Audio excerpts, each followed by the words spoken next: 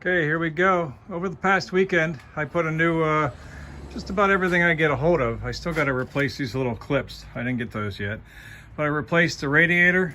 I replaced the water pump. I replaced the battery. Believe it or not, the battery.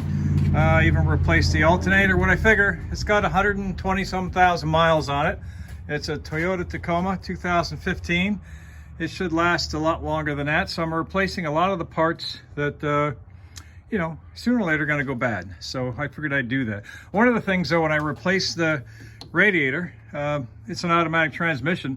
So some of the fluid came out, and it's probably a good idea to replace transmission fluid anyway. So what I did today, I drained it, the transmission, the automatic transmission fluid, and I'm in the process of refilling it up. And with the Toyota Tacoma, interesting thing about it is you got to figure out what the temperature is to get the level right. So this is the weep hole. So what I did, I just put a regular thermometer up there, and I stuck it up there with a hearing protection, one of those little foamy things on the end of your hearing protection, just like you put in your ear.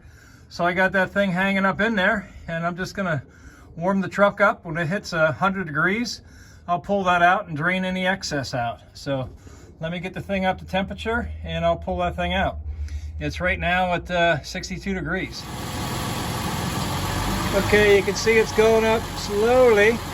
It'll probably take 5-10 minutes to get it up to, we want to get to like 95 degrees, under 100, I know that.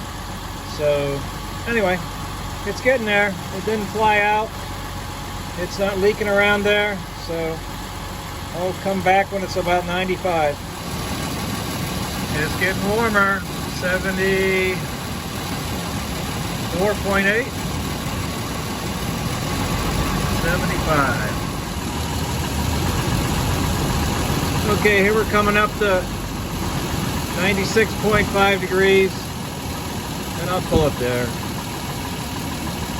96.6. Anyway, it's going up very slowly, and so what should happen here, I'm going to pull this out, right, and I should get some fluid coming back into the pan.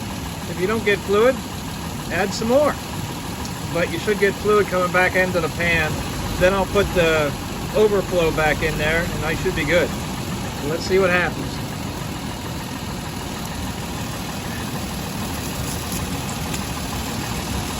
Yep, so we'll let that trickle down a little bit, right about to there, and we're done.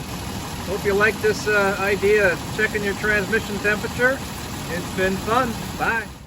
Just to give you one more view of what I did. This is a regular thermometer. You can probably even use one for from your kitchen. And this is just an earplug, like you use for a loud area or shooting. This is just one of these foam earplugs. I stuck it right through there, and it fits right in that hole where the overflow hole is. And it got a little bit bigger, just like it does in your ear. It swelled up a little bit, and none of the fluid came out. And the tape was there just in case. You never know what's going to happen. But I put the tape there because you're in and out of the truck. And it's just a little belts and suspenders type thing to tape. So hope you enjoyed the video. Bye.